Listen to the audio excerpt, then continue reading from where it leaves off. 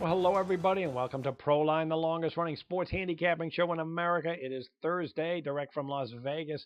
I'm John Cranton. Let's take a look at some of the football and baseball games going on tonight. First, I want to remind you that Jim Feist is off that terrific run with Inner Circle plays, a sizzling 47-29 and one run after the Kansas City Royals Oakland A's game sailed over the total yesterday of 7-6 final. If you want to get Jim's Thursday Inner Circle play, just go to jimfeist.com.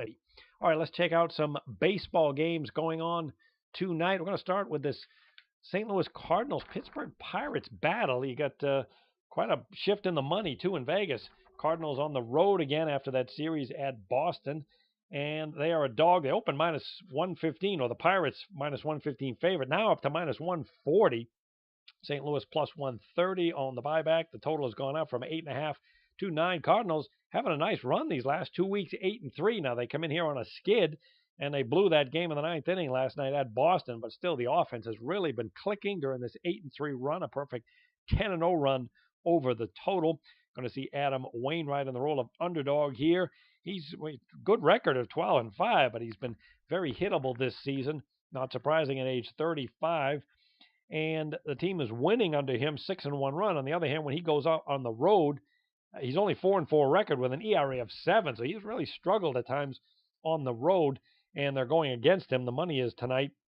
Also, when Wainwright was on the mound, they're 24-11 over the total.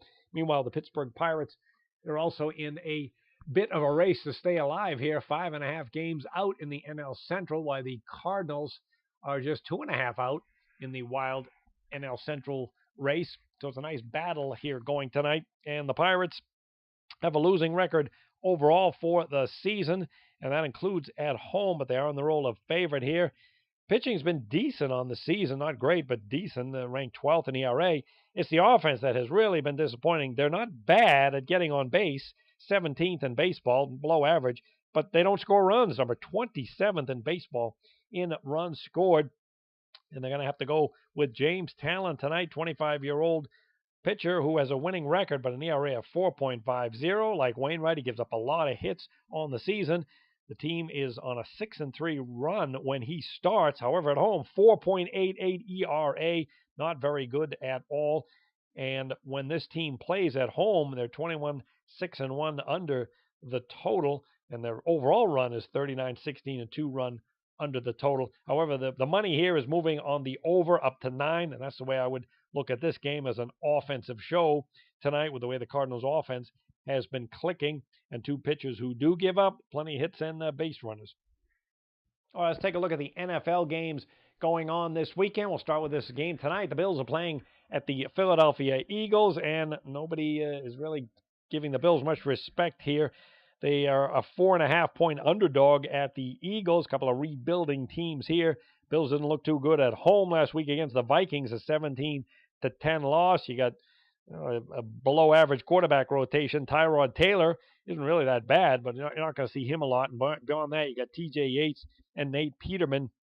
The Bills were a dominant run team, tops in the NFL in rushing a year ago, and we saw that last week, 5.3 yards per carry, 127 yards against that great Minnesota defensive front. However, they only had 10 points at home, and we've seen a house cleaning in this last month as they're gotten rid of some key players like Sammy Watkins, and it's clear this is a long-term rebuilding project. Interesting that head coach Sean McDermott, he chewed the team out in practice this week, so you have to wonder if he's not happy with the way they played last week and is demanding a better performance here in week 2 on the road. Meanwhile, the Eagles, they didn't show up last week either, losing 24-9 at the Green Bay Packers, and yet they're a good-sized home favorite here for a preseason game. Pretty good quarterback rotation with Carson Wentz, Matt McGloin, and then Dane Evans. The three of them last week threw for 275 yards. However, 1 touchdown and 2 picks. That's not going to get it done. Only 1 sack, though. And that's because the ground game was useless. 47 yards rushing, 2.5 yards per carry. On the other side of the coin, though, Philadelphia Eagles defense actually has some talent on the defensive front for defensive coordinator Jim Schwartz. Got some good D-line players. He likes to bring the blitz at time, and even last week against the Packers, they held the Packers to just 47 yards rushing, 2.6 yards per carry. So it's pretty good defense, and I'm not surprised to see the total on this game tonight come down from 39.5 to 38 based on the defensive capabilities of this team and the struggles they had on offense combined with the quarterback play. Yeah, it doesn't look like an offensive show tonight. Wouldn't be surprised to see a 16-10 or 13-10 kind of game. Interesting game going on this weekend with Kansas City Chiefs playing at the Cincinnati Bengals, because we've seen quite a bit of money movement on this one. The Bengals opened at home favorite of 2 with a total of 39.5. Forget about that. The Chiefs, the road team, now the favorite of 2.5 of 38.5. And what's happening is Andy Reid announced his rotation, and it's significant. Starting quarterback Alex Smith is going to play the entire first half Saturday. And then beyond him, you got the rookie Patrick Mahomes, where they're putting a lot of weight in with that high draft pick, and then Tyler Bray. So it's a very good quarterback rotation for a Chiefs team that has a lot of depth and experience.